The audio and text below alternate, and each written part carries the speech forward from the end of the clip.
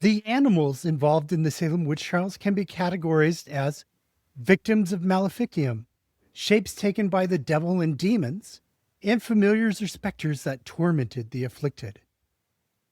When a cow stopped giving milk in 1692 Salem, it wasn't just bad luck. It could be evidence in a capital crime. Today, we're examining the four-legged victims, demonic manifestations, and supernatural creatures that filled the courtroom testimony of the Salem Witch Trials. Welcome to Salem Witch Trials Daily. I'm Josh Hutchinson. I'm Sarah Jack. Today's episode, we're exploring the animals of the Salem Witch Trials, from Elizabeth Howe's bewitched mare to Dorothy Good's snake familiar, from Tituba's shape-shifting black dogs to the mysterious yellow birds that haunted the courtroom. Animals weren't just background details. They were central characters in the testimonies that sent people to the gallows.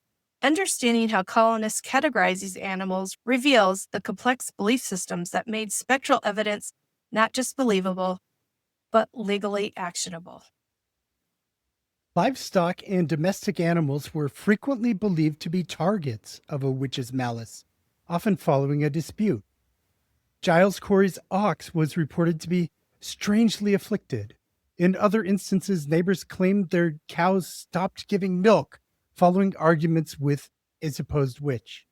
Sarah Wilds was accused of bewitching oxen, causing them to run into a brook. Elizabeth Howe was accused of bewitching a mare. A neighbor cut off the ear of the sick mare to burn it as counter magic, after which the mare died. Giles Corey's cat was reported to be afflicted with the same strange symptoms as his ox. And maleficium against livestock often included sheep and pigs, which would sicken or die. And the devil was believed to be able to shapeshift into various animal forms to communicate with or recruit witches. Sometimes he found this disguise as a way to be able to approach people without causing them fear. Imagine if the devil appeared to you in the form that we imagine the devil taking versus, say, a black dog coming to Tituba, because Tituba testified that the devil came to her as a black dog. Abigail Hobbs also claimed the devil came to her in the form of a black dog to get her to agree to be a witch. Tituba also described seeing a hog as one of the forms of the evil spirits, and reported seeing a black cat and a red cat with the devil. A creature resembling a white calf was reported to have jumped down the chimney in the home of George Burroughs. Descriptions of the devil or demons included a creature that was a monkey with a rooster's head. Witches were believed to employ animal familiars or specters in animal shapes to torment their victims. A yellow bird was frequently mentioned in the courtroom. It was said to fly around Sarah Cloyce and was mentioned during the examination of Martha Corey. The afflicted girls also mimicked being birds, flapping their arms, flying about, making noise like birds. Definitely Abigail Williams doing a lot of bird flying. But there were also big and dangerous animals supposed to be used by the witches. Elizabeth Hubbard accused Sarah Good of sending a wolf to attack her. Dorothy Good was bombarded with leading questions, and she was only 4 years old. And she was asked about a familiar and said that her mother gave her a snake to suck between her fingers. In addition to the devil appearing as a cat, spectral cats were reported to attack victims. John Hughes testified that a large gray cat appeared in his chamber, and George Burroughs was accused of appearing to the afflicted in the shape of a cat. Tituba also mentioned seeing red and black rats.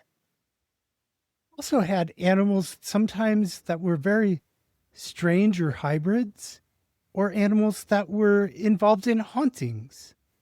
The minister George Burroughs denied his house in Maine was haunted, but admitted there were toads there. One witness described seeing a creature that had the body of a chicken and the head of a monkey. Can you imagine describing this kind of creature and being believed? Yeah, and being believed is the part that, causes us to have a lot of questions today.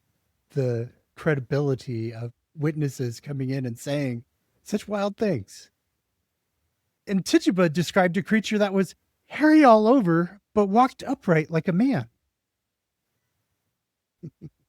William Allen testified that he saw a mysterious beast or strange beast.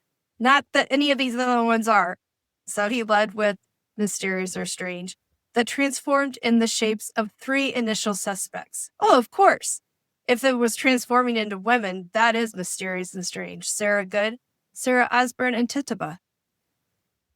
And Robert Califf sadly mentions 2 dogs who were put to death during the Salem witch trials. One was a dog in Salem Village that was reportedly afflicted, and the afflicted girls who could see the specters came over and visited the dog, and they declared that it was bewitched by John Bradstreet, who was the brother of Andover Magistrate Dudley Bradstreet and the son of Simon Bradstreet, who served as acting governor for part of 1692 until William Phipps arrived in May with the new colonial charter. This dog was put to death. Meanwhile, John Bradstreet escaped to Piscataqua, New Hampshire.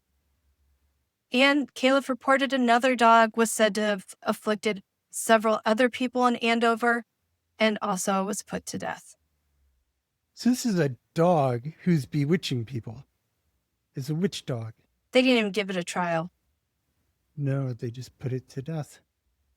No explanation.